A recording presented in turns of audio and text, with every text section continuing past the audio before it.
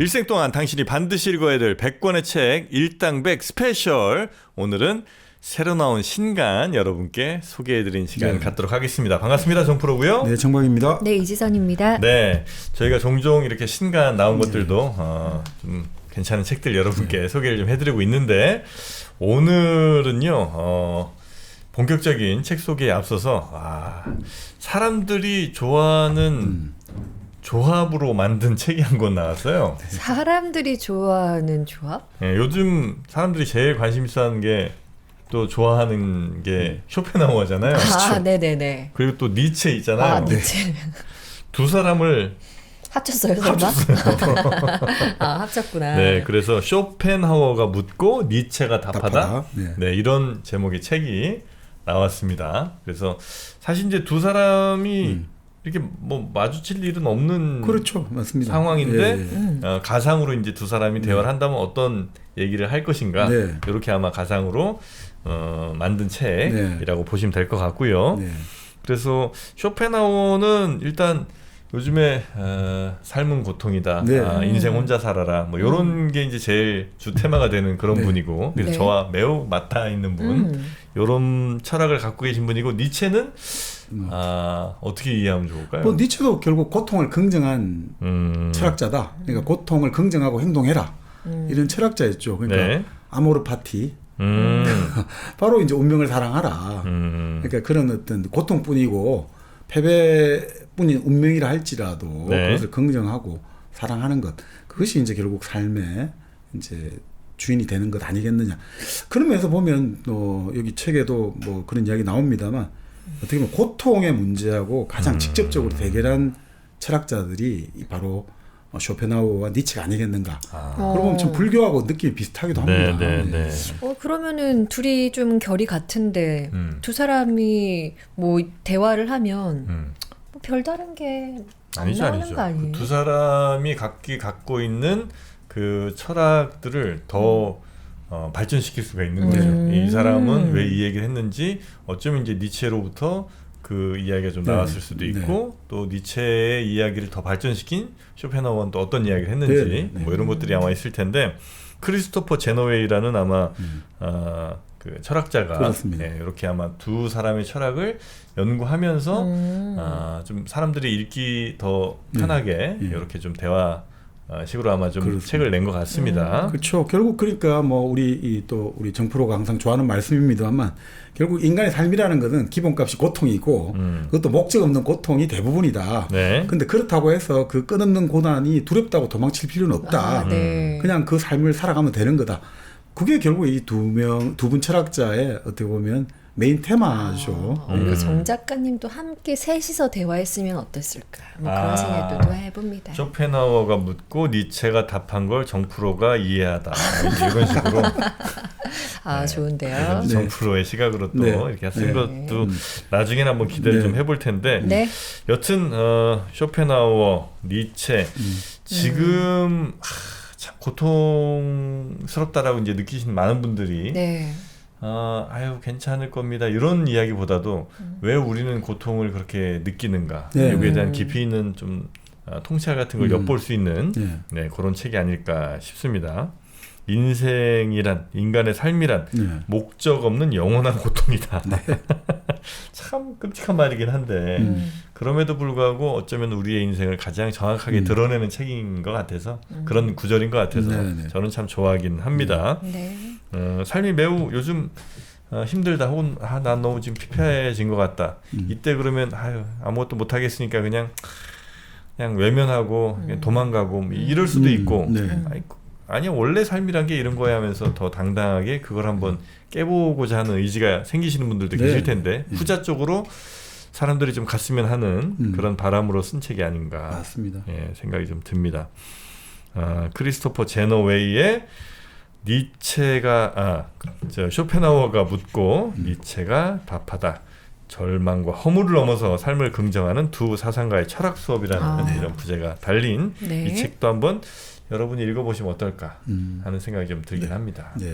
자, 그러면 이렇게 새로 나온 책 하나 소개해드렸고요. 그리고 또 이들이 이렇게 고통에 대해서 얘기했다면 또 행복에 대해서 얘기하는 사람도 그래요. 있습니다. 행복에 대한 얘기도 좀 해주세요. 네, 그래서 오늘 소개해드릴 새 책이 아주 오래된 행복론이라는 제목의 책인데, 요거는 어떤 책입니까? 네, 바로 우리가 행복론 하면 이제 보통 3명의 철학자, 뭐 문필가를 꼽습니다. 네. 보통 톨토이 행복론이 있고, 그리고 버트런트 러셀 행복의 정복 행복론이 있고, 그리고 이 알랭의 행복론이 있죠. 그래요? 아주 오래된 행복론 해가지고 이렇게 나오는데. 알랭이 행복 쪽에서는 굉장히 또 강자예요? 예, 이 본래 알랭이 이제 본명은 이제 에밀 오기스트 사르티에인데, 이제 필명을 알랭으로 이제 썼죠. 아주 유명한 이제 철학자고, 또 신문에도 기고를 많이 한 저널리스트이기도 합니다. 알랭이라는 이름으로? 예. 그 소설가 한 명 있잖아요. 알랭드 보통인가? 그렇죠. 그 분의 행복론인 줄 알았어요. 저는 알랭이라는 말을 들었어요. 그게 아니라 철학자시군요. 네, 그러니까 뭐 학교 교사도 했죠. 이게 프랑스 고등학교 교사도 하고. 그러니까 이 철학의 대중화라고 해야 될까? 그러니까 아주 쉬운 말로, 그러니까 이런 신문이라든지 대중매체 이런 것들을 여러 주제로 글을 썼는데, 그러니까 프로포라 해가지고 뭐 프랑스 사진 찾아보니까 말, 설명 이렇게 돼 있는데, 그런 이제 이 행복에 관해서 그런 주제들을 가지고 짤막짤막하게 한 2페이지씩 해가지고 읽기도 아주 편합니다. 네. 그래서 뭐 사실 뭐 철학의 주제하면 행복이거든요. 우리가 이제 알랭이 이제 행복론으로 유명한데, 기본적으로 예전에 아리스토텔레스부터 시작해가지고, 그럼 사람이 살아가는 목적이 뭐냐? 행복이다. 근데 행복은 어떻게 해야지 달성되는가? 덕을 실현한다. 비르투, 덕을 실현하는 것들, 이런 것들을 이제 행복의 어떤 요소로 보기도 하고, 그래서 계속해서 그 행복에 대한 거는 뭐 끊임없는 주제가 되어 왔습니다. 근데 그렇게 오다가 바로 20세기에 접어들면서 이제 행복 대신에 그 서양 철학계의 주제가 된 게 위기죠, 위기. 그래요? 1차 세계대전 거치면서 그전에는 행복이었죠. 어떻게 하면 우리 인간은 행복해질 수 있고, 그리고 뭐 러셀 같은 경우는 그 행복을 꼭 개인의 내면의 세계의 수양보다는 사회적인 관계 속에서 찾고, 뭐 여러 가지 그런 식으로 다양하게 이제 행복을 접근해 가다가 20세기 초반에 들어오면서 결국 위기가 들어오기 시작한 거죠. 그래서 사실 우리가 이제 1차 세계대전, 2차 세계대전, 그리고 그 여러 가지 이제 자본주의가 전 세계적으로 전면적으로 확산되면서 이제 하나의 어떤 가치가 화폐로 다 일원화돼 버렸잖아요.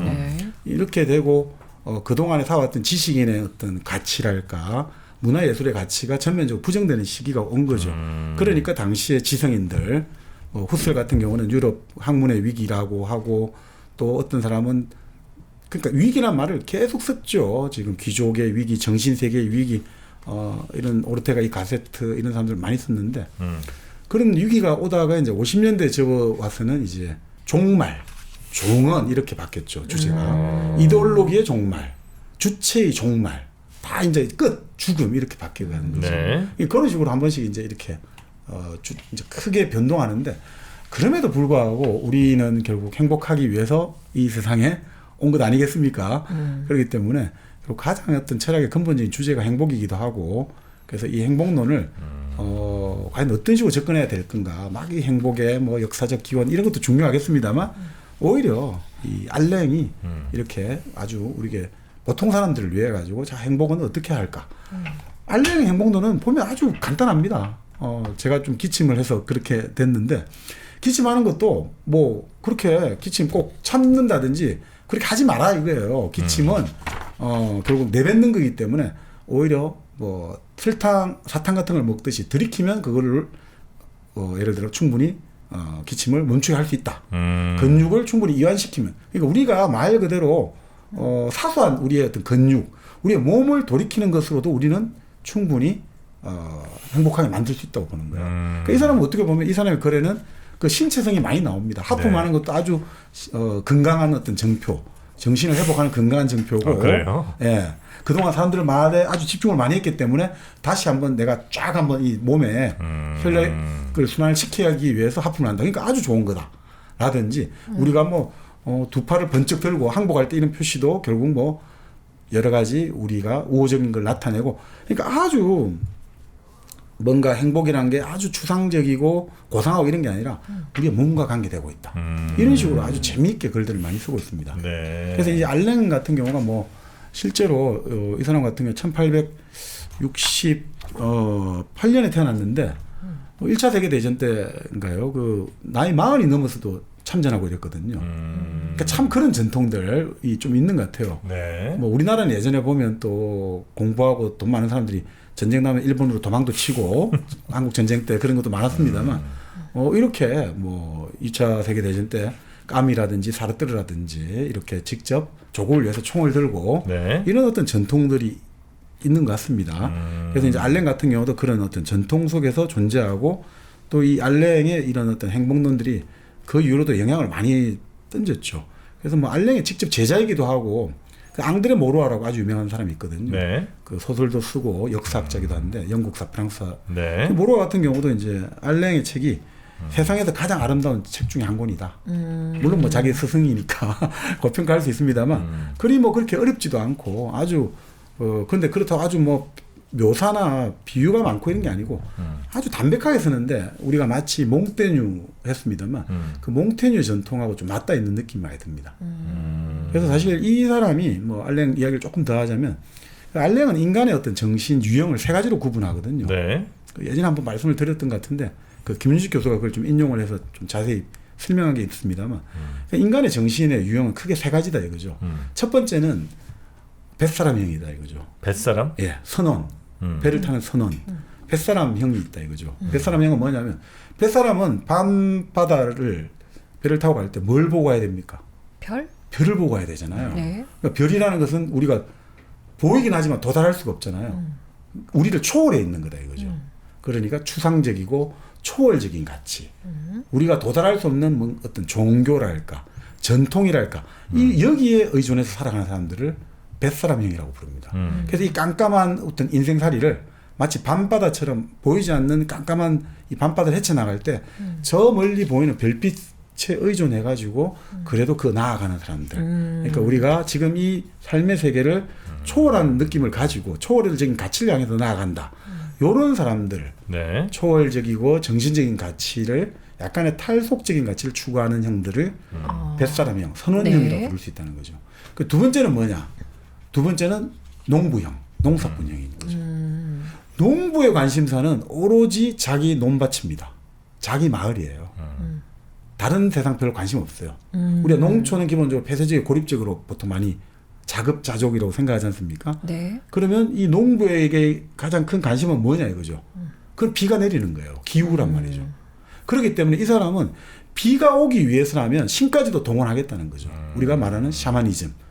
신에게 뭐 재물을 바치든 신을 속여서라도 어떻든 내가 내 목적을 달성해야겠다. 나의 현실인 거죠. 나의 현실적 이해관계에 가장 치중하는 사람들. 네. 그래서 어떻게 보면 자급자족이고 폐쇄적이고 고립적이고 현실적인 것들을 가장 중요시하는 것들은 농부, 농사꾼형이죠. 네. 세 번째가 뭐냐면 장사꾼형이에요. 장사꾼? 상인형이죠. 네. 자, 상인은 뭡니까? 상인은 물건을 주고 받고 사고 팔아야 되잖아요. 네. 그러니까 내가 이 가치가 이게 나는 100만 원이다. 내가 아무리 주장을 해도 사는 사람이 그 100만 원의 가치를 지불하지 않으면 이 물건은 100만 원의 가치가 아닌 거죠. 내가 아무리 이게 최고야라고 말해도 그거는 그 사람들에게 인정을 받아야 되는 거죠. 그럼 장사꾼은 뭐냐면 커뮤니케이션 하는 사람이에요. 끊임없이 커뮤니케이션을 해서 나와 서로 다른 것들이 있다는 것으로 인정하는 거죠. 그럼에도 불구하고 우리가 공통의 규칙과 가치를 향해서 서로 나아가는 사람들. 이게 바로 장사꾼형이라는 거죠. 그러니까 이게 결국 인간의 정신 세계를 물론 뭐 이게 딱 하나씩 다 있는 건 아니지만 네. 요 세 개가 다 뒤섞여 있겠죠. 그런데 이제 그런 관점에서 우리가 어떤 문학 작품을 보든 아니면 예술 작품을 보든 그리고 일상에서 사람을 보고 판단을 할 때 이런 것들도 생각해 보면 상당히 좀 도움이 되는 분류 아닌가. 그 알렘이 이제 그런 식으로 분류를 해가지고 좀 네. 유명해져 있습니다. 네. 자, 그래서 이제 쭉 네. 보니까 네.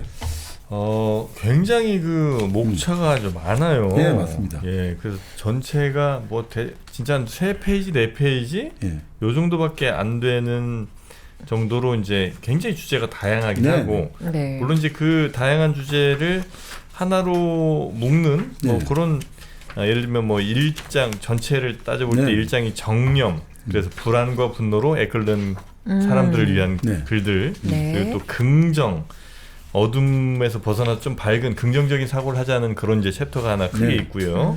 그다음에 실행, 머릿속으로 생각하는 것, 또 감정으로 막 휘둘리는 거 이런 거 말고 몸을 움직이라. 맞습니다. 네, 요런 아마 톤의 세 번째 장이 있고, 그다음에 결국 우리가 행복 혹은 불행이 막 생겨나는 것들은 대체로 보면 관계에서 그런 일들이 많이 생겨나잖아요. 그래서 그 관계를 어떻게 설정하고 또 어떻게 해결해 나가야 될 것인가 이런 거 관련된 장이 있고요. 또 행복, 기필코 행복해질 그대에게라는 그래서 행복을 어떻게 구체적으로 내가 만들어낼 수 있는지, 그러니까 이거는 그냥 행복이 저절로 어떤 순간 찾아온다 아니면 뭐 어떤 기분 느낌 된다 이 정도가 아니라 굉장히 적극적으로 아마 행복을 향해서 좀 나가고 행동해야 된다, 이런 주제들이 좀 많은 것 같아요. 네, 그러니까 이 사람은 기본적으로 이제 행복이란 걸 뭐 그냥 아주 우리가 심산유곡에 들어가가지고 막 수양을 하고 아니면 꼭 사회적인 막 사람들과의 관계 속에서 내가 어려운 사람을 도와주고 이런 데서 행복을 찾는 게 아니라 결국 뭐냐면 자기 몸을 잘 살펴보면 된다는 거예요. 행복의 기분이나 불행의 기분은 결국 우리 몸에 달려있다고 보거든요. 상당히 어떻게 보면 몸의 철학하고 관련되어 있고, 그런 것들이 어떻게 보면 이 사람의 삶의 생애에서 그 사랑하고 좀 관련이 있는 것 같습니다. 네. 이 사람은 연상의 반려자를 뒀거든요. 그러니까 모든 면에서 의지한 모르 랑블랭 부인이라는 사람이 있어요. 네. 결혼은 안 했는데 1901년에 만나가지고 41년 그 여인이 세상을 떠날 때까지 계속해서 인연을 지속한 거죠. 결혼을 안 하고. 자, 그러면서 이제 이 사람은 그 어떤 세속의 여러 가지 기준들 이런 걸 떠나가지고, 그리고 또 탈세속 기준 이런 게 아니라 결국 우리가 행복을 하고 이런 것들은 우리 기분의 문제인데 그것은 결국 막 우리가 뭐 행복한 이유가 이거야 불행한 이유가 이게 아니라 모든 것은 우리 몸과 몸의 작용에 달려있다, 이렇게 이제 보는 거예요. 그러니까 여기서 이 사람들은 이렇게 보는 것 같습니다. 그러니까 정념이라고 하잖아요. 네. 패션, 열정이라고도 번역하는데 그게 이제 그 서양의 철학자들에게 가장 큰 문제였거든요. 그러니까 정념이 한번 일어나지 않습니까? 우리 감정에 따라가 뭐가 촉발이 돼요. 네. 그럼 그걸 우리가 아무리 억제하려고 해도 억제가 안 된단 말이죠. 우리 분노라든지 두려움이라든지 뭔가 탐욕이라든지 아니면 막 사랑의 어떤 욕정 이런 게, 아니 이거는 이성적으로 내가 눌러야 된다 해서 안 눌러지잖아요. 이런 어떤 그 정념들에 대한 것들을 어떤 식으로 우리가 다스릴 수 있는가가 이 서양 철학자들에게 상당히 큰 문제였거든요. 다스리기 정말 힘들잖아요. 그래서 스피노자 같은 경우는 내가 지금 분노를 느끼고 두려움 느낄 때 그걸 어떻게 할 수가 없다. 그런데 우리는 그것을 우리가 굴복시킬 수는 없지만 그것을 바라볼 수는 있다고 봤거든요. 응시하다 보면 그것을 어느 순간 사라진다고 봐요. 약간 그런 거하고 좀 비슷하다 봅니다. 네, 제가 보니까 이게 83개의 주제예요. 굉장히 많잖아요. 진짜 많잖아요. 네. 그리고 방금 말씀하셨던 모르 랑블랭 부인에게 바치는 헌사라고 적혀 있으면서 이렇게 적혀 있거든요. 이번 모음집은 아주 흡족합니다. 주제가 잘게 나뉘어 있긴 하지만 견해는 나무랄 데 없어 보입니다. 사실 행복이란 게 원래 작은 조각으로 나뉘어 있죠. 행복이라는 게 작은 조각으로 나뉘어져 있다. 이 말을 딱 보는 순간 이렇게 많은 주제로 잘게 쪼개서 얘기하는 이유를 알겠다 싶네요. 맞아, 이게 우리가 막 되게 큰 거를 막 바라고 개만 되면 어떻게 막 행복할 것 같고 뭐 이런데 사실은 그렇게 큰 거를 뭘 우리가 획득함으로써 얻는 행복이 물론 그 순간 올 수는 있지만 그렇다고 해서 큰 거 왔으니까 앞으로 3년은 행복하겠지 그렇지는 않거든요. 그렇습니다. 맞습니다. 아주 잘게 쪼개서 순간순간 또 작은 행복들이 쭉 이어지는 게 가장 바람직한 일일 것 같긴 합니다. 네. 그렇기 때문에 이제 그 기분이라든지 이런 것들을 이렇게 보자 이거죠. 그러니까 갑자기 바람이 불고 비가 오락가락하고 이런 계절에는 사람들도 변덕이 심해진다는 거예요. 그러니까 사람이라는 존재가 자꾸 뭐 내가 슬픈 이유가 있을 거야, 기쁜 이유 이렇게 찾지 말고 실제로 날씨에 따라서 내 기분 변하기도 하고 그 사람의 생각이라는 게 끊임없이 계속 생각이 일어났다가 사라졌다 이렇게 하기 때문에 그거 자체를 우리가 너무 의식하면 의식할수록 더 문제가 커진다는 거예요. 그냥 지금 막 그냥 내가 몸이 지금 좀 안 좋으니까 기분이 안 좋은가 보다.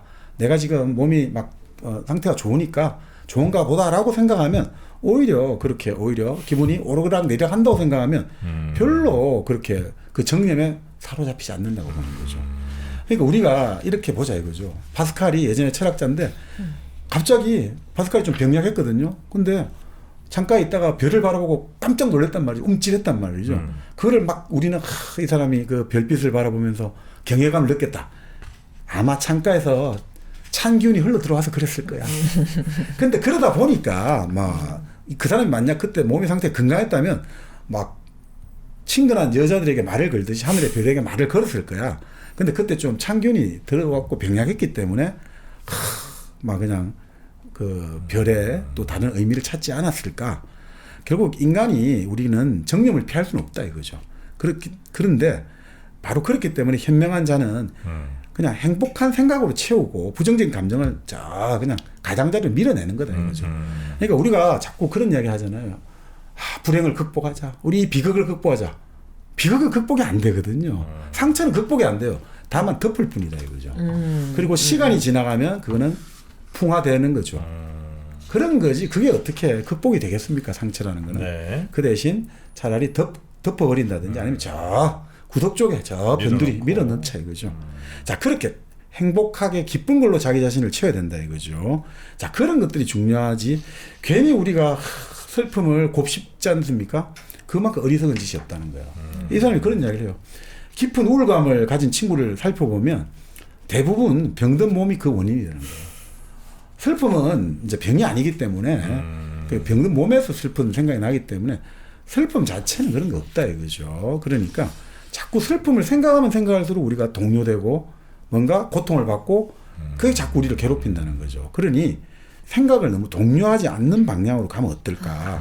슬픔이 병이라고 생각하자 이거죠. 그러면 병을 우리가 내가 왜 감기에 걸렸을까 물론 따져볼 수 있지만 지금 감기에 걸려가지고 내가 지금 몸이 아프고 독감에 걸려서 머리가 아플 때는 그걸 따지기보다는 당장 지금 해열제를 먹고 진통제를 먹고 이렇게 하고 병을 견뎌야 된다. 이걸 먹으면 좀 아프지만 낫겠지라고 견뎌야 되는 거지.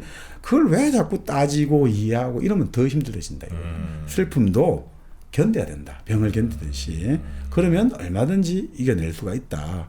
그러니 우리가 너무 그거를 자꾸 곱씹고 이럴수록 오히려 더 나쁘다. 그러니까 우리 몸의 작용이라는 것들 그것을 명확하게 알자. 이제 이 사람은 이런 이야기를 많이 하고 있습니다. 네.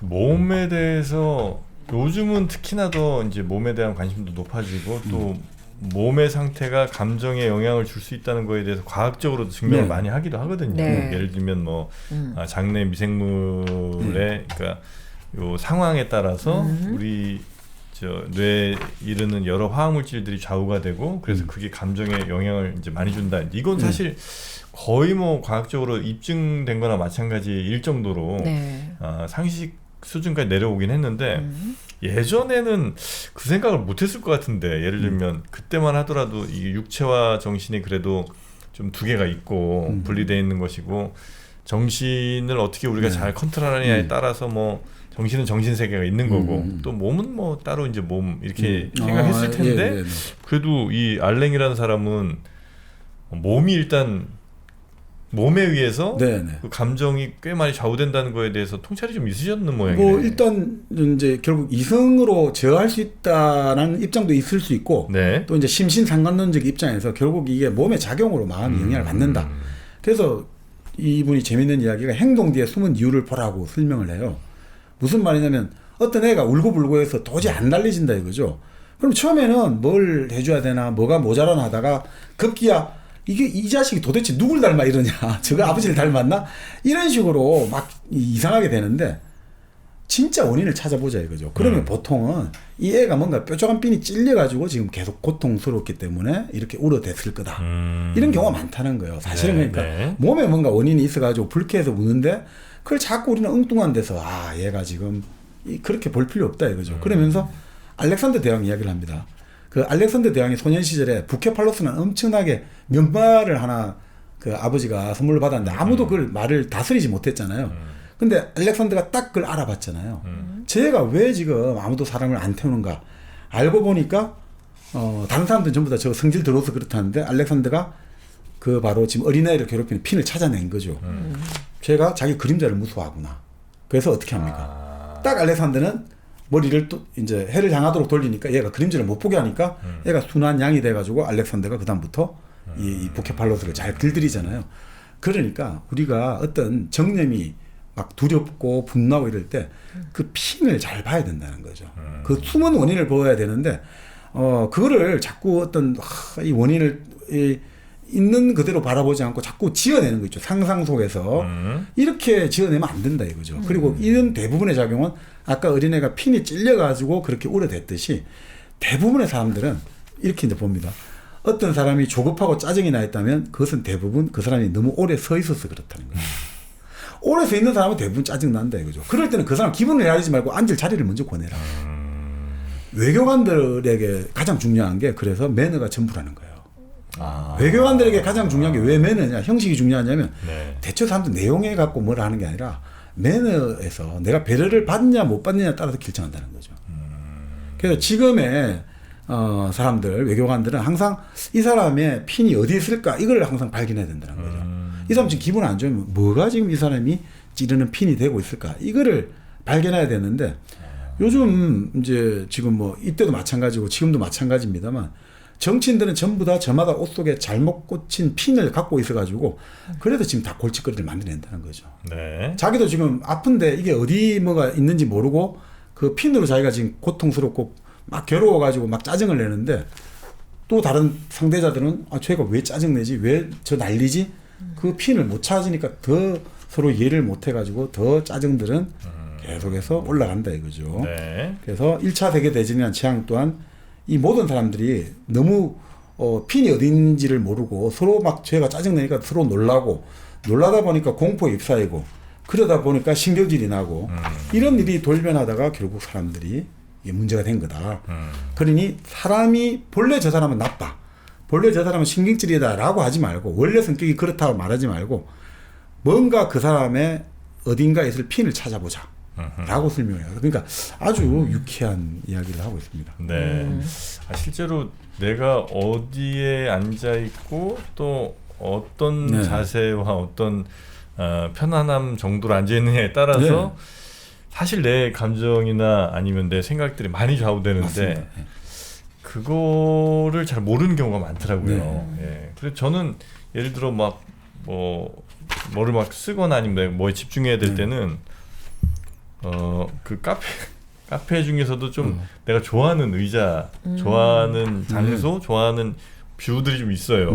이제 거기에 맞춤으로 앉아 있으면 확실히 일의 능률이 많이 올라갑니다. 그러니까 그거는 사실 내 생각이 더 중요하다고 생각한다면 어느 자리에 앉든 어느 위치에 있든 사실 그 별 상관없을 거 아니에요. 근데 생각보다 나의 신체를 어떻게 위치시키냐에 따라서 내 정신 활동도 매우 큰 영향을 받더라. 네, 그런 생각이 좀 들기는 들어요. 알랭 요분도 이제 그런 거에 대해서 얘기를 좀 해주시는 것 같고요. 그러니까 지금 말하고 똑같은 이야기를 하고 있습니다. 그러니까 발이 아픈 구두를 신으면 온종일 불편하듯이 맞아. 사소한 원인이 기분 좋은 하루를 망칠 수 있기 때문에 정말 그런 것들이 사소해 보이는데 사실은 그게 결정적인 작용을 한다는 거죠. 지금 말씀대로. 그래서 실제로 그 운동선수들이나 아니면 굉장히 어떤 뭐 중요한 뭐 하는 사람들 같은 경우에 특히 중요하게 생각하는 게 그 루틴 같은 거 있잖아요. 내가 아침에 뭘 하고 수건을 어느 위치에 놓고 그러니까 그런 루틴을 막 이렇게 정해놓잖아요. 그래서 이제 그거 틀리는 거 되게 싫어하고 근데 그것도 어찌 보면 야 진짜 뭐 실력 있고 이런 애들은 그게 뭔 상관이야 라고 생각할 수도 있지만 내가 그런 루틴에 딱딱딱 맞춰서 이걸 해야만 그러니까 나를 그렇게 구속해야만 실제로 내가 정말 괜찮은 성적을 더 낼 수 있는 그런 것들이 이제 있는 거니까. 그러니까 바로 이 사람이 주장하는 게 그러니까 우리가 어떤 그 아까 말씀드린 행복과 불행의 느낌이랄까 이 불쾌감 같은 것도 사실은 아주 간단한 처치만으로도 금방 가라앉힐 수 있다고 보는 거예요. 그러니까 이게 몸을 계속 강조하는 이유가 그런 건데 예를 들어 우리가 아무리 뭐 튼튼한 남자라도 종아리가 치가 나면 비명을 지르고 난리지 않습니까? 이 사람 그런 거예요. 그럴 때 고함 지르고 신경을 내지 말고 발바닥을 바닥에 대고 힘껏 누르면 금세 괜찮아진다. 우리 왜 누워가지고 앉아가지고 왜 발바닥 또 이 심장 쪽으로 끌어당기면 나아지잖아요. 그러니까 바로 그런 시스템이다 이거죠. 금방 괜찮아진다. 그리고 눈에 뭔가 티끌이 들어갔을 때 눈을 비우지 말고 손 대지 말고 코끝을 가만히 응시하면 곧 눈물이 나면서 편안해진다. 그러니까 이렇게 간단한 취업법인데 왜 자꾸 자기 자신을 괴롭히냐. 내 기분이 안 좋고 그럴 필요 없다. 간단한 것만으로도 얼마든지 그러니까 주변의 존재나 사물을 탓하지 말고 우선 자신을 돌아봐라. 그게 현명해지는 행복해지는 증거다. 그러니까 이 사람이 권하는 게 절대 상상하지 말라고요. 지금 말씀하시는 게 너무 사소하고 네네. 별거 아니어서 약간 지 이렇게 하면서 듣게 되는데 네. 사실 그게 행복인데 어떻게 보면 이렇게 사소한 것들이 그러니까 사실 이 사람이 그 상상하잖아요. 네. 그러니까 우리가 본래 우리는 상상한 것을 현실로 만들려는 그 경향이 정말 강한 게 인간이라고 하거든요. 그러니까 머릿속에 떠올린 거는 반드시 뭔가 현실화 시키려고 하는 게 인간이란 말이죠. 그렇기 때문에 그렇게 하다 보면 인간은 기본적으로 다른 사람이 아픈 모습을 보고 다른 사람 존재만 봐도 저 사람이 아프다 이러면 내가 모방할 준비가 되어 있기 때문에 그게 아픈 게 다가오니까 그래도 불쾌해지고 힘들어진다 이거죠. 자, 그러니까 특히나 유독 불행을 즐기는 사람들이 또 있다 이거죠. 미치광이 같이. 자, 그런 사람들은 자꾸 그 상상하는 사람들이라는 거죠. 저 아프면 어떨까? 내가 저렇게 그러지 말고 그냥 있는 그대로 이 사소한 거 얼마든지 이 사소한 것 저치로도 내 기분은 나아질 수 있다. 괜히 내가 말해서 떨어지면 어떻게 하지 이렇게 두려움을 가지다가 오히려 동작이 더 서툴어지고 그러면서 실제로 공포가 생기고 이러면서 오히려 말해서 떨어질 확률이 더 높아진다 이거죠. 네. 그러니까 잘 생각해 보자 이거죠. 우리가 술을 많이 마시고 넘어지는 사람들 잘 안 다치잖아요. 네. 왜냐하면 잘 넘어지려는 생각을 안 하기 때문에 오히려 잘 넘어진다는 거예요. 술 마신 사람들이 물론 이게 그렇지는 않습니다만 근데 대체로 뭐 장자에는 술 마신 사람들이 천지에 도와 합의를 했기 때문에 크게 안 다친다는데 그게 아니라 이게 넘어질 때 내가 안 다쳐야지 이런 상상을 안 하기 때문에 크게 다치면 어떨까 그렇기 때문에 용케 잘 넘어지고 소방관이나 뭐 이런 사람들도 이게 지금 말씀하신 루틴입니다. 네. 평소 훈련을 통해 가지고 두려움 없이 이런 게 그냥 탁 하게 되기 때문에 루틴이 되어 있기 때문에 두려움을 상상 안 하기 때문에 잘 된다는 거예요. 그러니 여기서 아주 사소한 미소 같은 경우도 뭐 미소가 별거 아니잖아 하는데 그게 아니라는 거예요. 미소는 생리학적 우리를 완전히 변화시킨다는 거죠. 미소는 하품할 때와 마찬가지로 우리 몸속 깊숙이 내려가면서 목과 폐와 심장을 차례로 풀어준다는 거죠. 이런 걸 통해서 우리를 고통에서 구해준다. 그러니 우리가 결국 뭔가 이 사소한 몸짓 하나 태평할 우리 좀 여유 있다. 나 별로 겁 안 나 이럴 때 어깨를 으쓱 하지 않습니까? 이 한 동작으로만도 폐 공기를 통하게 하고 심장을 긴장시켜준다 이거죠. 진정시켜준다는 거죠. 그러니 얼마든지 우리는 우리 스스로에게 우리 스스로의 몸만 잘 관찰해도 얼마든지 유쾌해질 수 있다. 그러니까 주변 사물을 탓하고 너무 지나친 근심 걱정하지 마세요. 이게 이제 이 사람의 그 이야기입니다. 네. 행복은 이런 겁니다. 이렇게 이제 바라보는 거죠. 야, 그리고 요거는 요즘 현대인들한테도 좀 주는 요즘 현대인들이 이제 워낙 뭘 이루고 싶은 사람들 혹은 부를 많이 갖고 싶은 사람들, 부자가 되고 싶은 사람들이 많잖아요. 그 사람들한테 하는 아주 좋은 얘기가 있어서 잠깐 소개해드리면 산을 바라보지 말고 산을 올라라는 거예요. 오르라는 거예요. 누구나 원하는 걸 얻을 수 있다는 거예요. 조금 말이 안 되잖아. 대신 이제 여기는 조건들이 좀 있는데 자기가 본 야심가들은 모두 주저없이 출발하고 다들 산에 도착했다는 거예요. 주저없이. 네, 근데 대부분은 좀 아까 얘기 나온 것도 있습니다. 저 산에 가면 어떻게 될까? 산을 가려면 어떻게 가야 되지? 가면 진짜 잘 갈 수 있을까? 떨어지는 건 아닐까? 이런 걱정 따위 없이 그냥 가라는 거예요. 그렇게 일단 가야 되는 게 첫 번째. 그 다음에 굉장히 충실하고 엄격하게 가야 된다는 건데 물론 이제 원하는 데 있어서 헷갈리면 안 되는 거는 돈을 쓰고 싶어서 부자가 되려고 그러면 안 된다는 거예요. 돈을 쓰고 싶어서. 왜냐면 그 돈을 쓰고 싶은 사람은 그냥 돈을 쓰는 사람이지 부자는 돈을 모으는 사람이잖아요. 네. 돈을 모으고 싶은 사람이 부자가 된다는 거예요. 근데 우리 상당수는 돈을 쓰고 싶으니까 부자 되려고 하잖아. 그렇죠. 모을 거면 왜? 그러니까 그게 모으는 그 행위 자체에 즐거움을 느끼고 그런 사람들이 부자가 된다는 거예요. 그러니까 아주 심플해. 그렇습니다. 돈을 모으고 싶은 사람은 돈을 모으게 돼 있고 돈을 쓰고 싶은 사람은 돈을 쓰게 돼 있다는 거예요. 돈을 쓰고 싶어서 부자가 되고 싶은 마음을 가져봐야 그건 안 된다. 어차피 부자가 안 된다. 네, 왜냐면 돈을 쓰고 싶은 거는 그 마음은 돈 쓰고 싶은 욕망으로 가득 차 있고 그 방향으로 갈 테니까 중간에 돈이 생기는 대로 어떻게든 쓸 거 아니에요. 그러니까 그렇게 해서는 안 된다는 거고. 그리고 일에는 엄격함과 용기가 필요하다는 얘기를 합니다.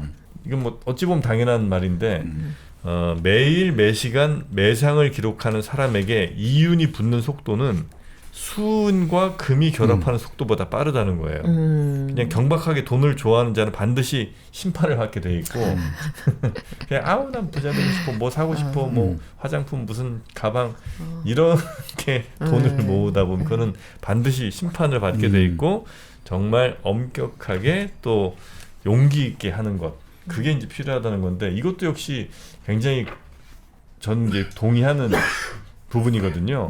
그래서 부자가 되고 싶으면 그건 이제 선택을 하면 된다. 그런 얘기를 종종 이제 하는데 대신 부자가 되려면 부자가 되기로 마음을 먹었다면 그 부자가 되는 행위 플러스 내가 포기해야 될 것들이 반드시 있죠. 네. 그래서 그냥 뭐 가볍게 친구들이랑 막 시간 보내면서 행복하게 시간을 이렇게 막 저 술도 마시고 이런 소소한 행복들 그런 것들은 포기해야 돼.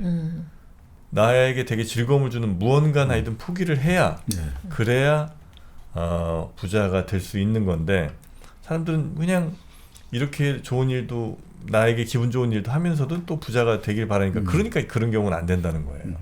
너무 가혹해? 아니요. 그러니까 아까도 느꼈지만 너무 심플해요. 그러니까 우리가 살면서 한 번쯤은 다 들어봤을 만한 이야기잖아요. 그래서 심플해서 수긍은 가지만 또 그게 제일 어렵잖아요. 지금 말씀하신 게 어려워 또 한편으로는. 그러니까 다이어트 하는 거랑 비슷하죠. 다이어트의 원칙은 적게 먹고 맞아, 많이 움직이는 건데 네. 그건 누구나 알고 있지만 네. 뭐 밤에 또 치킨도 한번 먹고 싶고 그러니까 유혹이 너무 강한 거예요. 네. 그건 선택하는 거죠. 내가 네. 그래 치킨의 즐거움도 알면서 그냥 난 행복하게 좀 살랜다. 그럼 이제 몸 모양은 이제 살짝 그러니까요. 망가지는 거고 내가 엄격하게 한번 해보겠다 하면 몸은 굉장히 예뻐지겠지만 포기할 수밖에 없는 뭐 이런 것들이 생기는 거고 그게 본인의 선택이다. 대신 나는 치킨도 내 마음대로 먹고 싶고 내 몸도 아주 예쁘게 만들고 싶어. 그건 있을 수가 없는 일이지. 그 여기 딱 적혀있네. 오직 나의 행동이 행복과 자유를 만든다. 맞습니다. 그러니까 여기 나중에 이제 행복에도 그 지금 말씀하신 그대로 나오는데 그러니까 결국 이런 거죠. 그러니까 스스로 만들어낸 행복이 배신하지 않는다는 거예요. 아까 지금 등산도 직접 보지 말고 가라고 했는데 스스로 행동하는 게 행복감의 근원이라는 거죠. 그러니까 우리가 노래를 듣기만 한다면 음악이 주는 기쁨을 못 느낀다는 거예요. 노래를 해야 된다는 거예요. 그래서 음악의 맛은 귀가 아니라 목으로 느끼는 거라고요. 아름다운 그림을 볼 때 느끼는 즐거움도 오히려 직접 그리거나 수집하는 게 더 즐겁다는 거예요. 어때요? 우리 정 프로님 하시잖아요. 그리고 있잖아요. 네. 어때 행복해요? 그릴 때 너무 좋아요. 그러니까요. 잡생각이 안 들어. 또 여기 적혀있네. 행동으로 기뻐하되 행동의 위력을 경계하라. 어쨌든 행동을 하시니까. 이렇게 막 정말 못 그리는 그림이지만 그렇죠. 이게 집중해서 이렇게 막 붓질을 하다 보면 어느 순간 다른 생각 하나도 안 들고 몰입해 있는 나를 그렇죠. 발견해요. 이게 물감 이렇게 막 이렇게 나가는 것만 보이니까 그런 거는 참 좋은 일인 것 같아요. 그러니까 바로 그렇게 지금 말하고 있습니다. 세상 만사가 다 이와 같아가지고 일단 내가 배우면 행복해진다는 거예요. 지금 내가 행동하고 배우면 행복해진다 이거죠. 그래서 사람들이 흔히 행복이 달아난다라고 말하는데 그것은 그저 주어진 행복이 그렇다는 거예요. 내가 스스로 만들어낸 행복은 절대로 배신하지 않는다는 거죠. 왜냐? 행복은 배우는 일이고 우리는 언제나 배우면서 살아가니까. 그러니까 우리가 예전에 예술가도 한번 그런 말씀을 드렸습니다만 진정한 예술의 즐거움은 뭐냐? 라비스망이라고 했거든요. 몰입하는 능력. 내 모든 정신과 시간이 그 작품에 그냥 강탈당한 느낌. 이거를 많이 가질수록 어떻게 보면 행복이다 이거죠. 네. 그러니까 그게 결국 스스로 내가 만들어내고 스스로 행동할 때 그게 진정으로 우리가 이제 향상되었다는 증거라는 거죠. 자, 그러니 우리는 보고 주어지고 이런 게 아니라 내가 직접 내가 스스로 체험해 보는 것들, 만들어내는 것이 그래서 그 예전에 에릭 호프 말대로 우리가 심리 치료가 필요하다, 상담 치료가 필요합니다. 이런 것보다 기술 치료가 필요하다. 뭘 배우고 뭘 만들어 봐라. 그게 당신을 구원한다. 그래서 우리가 우리 정신과 치료 중에 특히나 생가사각 언제 갈지 모르는 마피아나 조폭두목들이 실뜨기 있지 않습니까? 뜨개질 해라고 하는 거. 뭘 만들어 보는 것들. 뭔가 그 기술을 가지고 실을 가지고 만들어 보는 게 엄청 중요하다는 거예요. 그게 결국 사람을 가장 어떻게 보면 행복하게 만들어주고 불안을 달래준다는 거죠. 그렇기 때문에 가장 중요한 거는 또 여기서 결국 오히려 아까하고 똑같은 말씀입니다만 그러니까 너무 자기 자신 이런 데 집중하지 말고 멀리 바라는 거예요. 너무 맨날 자기 자신 내가 왜 이럴까 나의 내면은 뭘까 우리 그런 거 하지 않습니까? 내 자신을 알고 싶어. 내 자신을 과연 어떻게 아냐 이거죠. 내 자신을 그냥 골방에 틀어박혀가지고 24시간 내 자신을 뚜려본다고 내 자신을 알게 되느냐 이거죠. 그것보다 오히려 여행을 가라고 하잖아요. 친구를 만나보라잖아요. 그러면 내 자신을 오히려 볼 수 있지 않습니까? 그러니까 생각하지 말고 그냥 멀리 바라보아라. 생각에 얽매이는 몸을 해방시키고 몸을 움직여라. 그럴 때 우리가 오히려 더 행복해질 수 있지. 자꾸 생각을 하다 보면 결핍감과 불안감이 자꾸 생겨나가지고 우리가 더 힘들어진다는 거죠. 그러니까 몸을 편안하게 하려면 생각에게 여행을 시키고 먼 곳을 바라볼 기회를 준다. 생각을 내한테 오지 말고 멀리 가게 하라 이거죠. 멀리 가게 하라 이거죠. 그러니까 이 책에 있는 내용들 중에 그래? 이렇게 아주 정말 생각도 못한 말이나 이런 게 있다기보다는 우리가 알고 있거나 혹은 뭐 들어본 말임에도 불구하고 이 행복의 정말 어떤 큰 대가가 누가 말하느냐도 되게 중요하잖아요. 그 사람이 이렇게 아주 장황하지 않고 짧게 이렇게 딱 얘기해 주는 것들이 되게 크게 좀 다가올 수 있는 것 같다. 그래서 아마 여러분도 이런저런 생각에 저 책이 과연 나한테 도움이 될까 아닐까 이런 거 고민 자꾸 하지 마시고 그냥 질러서 한번 읽어보고 아니다 싶으면 저 당근에 한번 내놔서 팔고 맞아. 그만큼 행복이라는 게 단순하다는 거죠. 어떻게 보면. 그럴 수도 있죠. 그러니까 여기도 그런 이야기 합니다. 그러니까 우리가 근데 어려운 문제가 있잖아요. 분명히.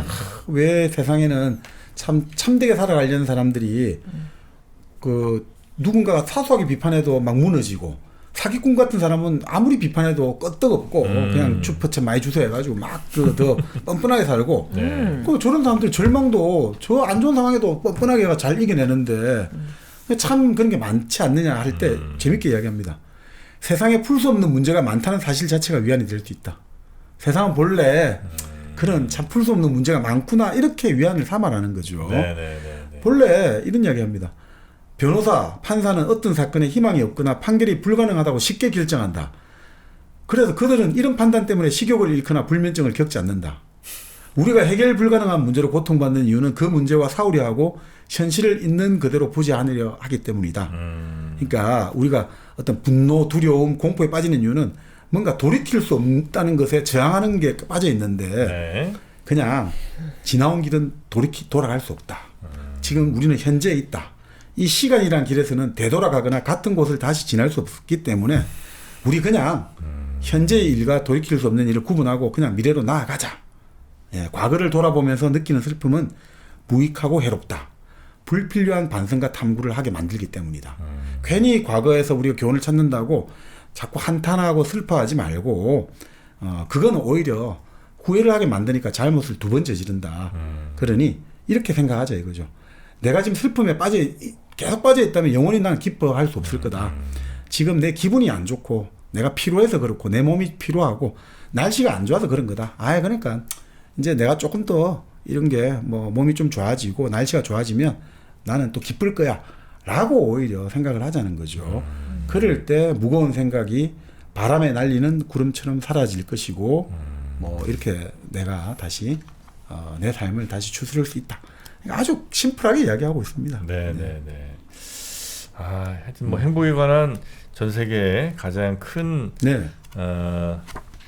문학적인 성취를 이룬 분이라고 한다면 톨스토이, 러셀, 그다음에 알랭 세 분이 계신데 그 중에 이제 오늘은 알랭의 책 아주 오래된 행복론이라는 책을 여러분께 소개를 좀 해드렸고 행복에 대해서는 늘 아마 많은 분들이 고민을 참 많이 하실 거예요. 내가 이렇게 행복을 추구하는 게 맞는지 아니면 난 왜 이렇게 행복하지 않은 건지 뭐 등등 여러 이슈들이 여러분들한테 있을 텐데 그럴 때 한번 오래 걸리지 않는 정도 수준의 뭐 챕터들이 많이 있으니까 뭐 지하철이든 어디 카페에 앉으셔서든 한 번씩 이렇게 몇 페이지씩 보시면 내가 생각한 행복이 맞는지 그리고 내가 지금 제대로 가는 건지에 대해서 다른 먼저 살아본 선배들의 이런 생각들을 참고하면서 또 내 판단도 잘 할 수 있는 계기가 되지 않을까 하는 생각도 좀 들어봅니다. 네, 그러니까 뭐 좀 뭐라고 할까, 그 톨스토이 같은 경우는 이제 주변 사람들을 돕는다는 인도주의적 차원에서 진정한 행복을 느낀다. 그러니까 뭐 우리가 우스갯소리 하는 이야기 있지 않습니까? 가장 소중한 시간은 지금이고 가장 뭐 지금 소중한 사람은 내 옆에 있는 사람이고 하는 너무 좀 상투화됐습니다만 바로 그런 식으로 내 도움을 필요로 하고 지금 현재 가장 그 도와줄 수 있는 내 일을 다 하라. 이런 인도주의적 행복론이라고 한다면 러셀의 행복론이라는 것은 기본적으로 사회적 관계 속에서 우리 행복이라는 것이 나 혼자 잘 먹고 잘 사는 것이 아니라 우리 어떤 사회적인 관계 속에서 규정된다고 한다면 그 행복의 사회적 의미를 좀 추구하는 분들은 그렇게 좀 읽으면 좋을 것 같고요. 이것은 정말 어떻게 보면 행복은 나의 어떤 정념과 그리고 나의 몸과의 관계 속에서 정말 내 일상에서 어떤 행복을 어떻게 한번 생각해보고 실천해보고 싶은 분들은 이 알랭의 아주 오래된 행복론. 그래서 아주 오래된 거죠. 누구나 다 아는 이야기니까. 그렇게 한번 읽어보셔도 좋을 것 같다는 생각이 듭니다. 자, 오늘은 저희가 새로 나온 책 한번 여러분께 소개를 해드렸고요. 아주 오래된 행복론, 그리고 앞에 잠깐 소개해드린 책은 쇼펜하우어가 묻고 니체가 답하다라는 두 철학자들의 가상 대화록 같은 이런 것들도 한번 소개를 해드렸습니다. 자, 이 좋은 책들 한 번씩 여러분의 서가에 꽂혀 있는 날을 기다리면서 오늘은 여기서 저희도 인사드리고 다음 시간에도 좋은 책 여러분께 소개해드리도록 노력 많이 하겠습니다. 설 연휴 행복하게들 보내시고요. 저희는 다음 시간에 다시 여러분 찾아뵙도록 하겠습니다. 함께해 주신 여러분 고맙습니다.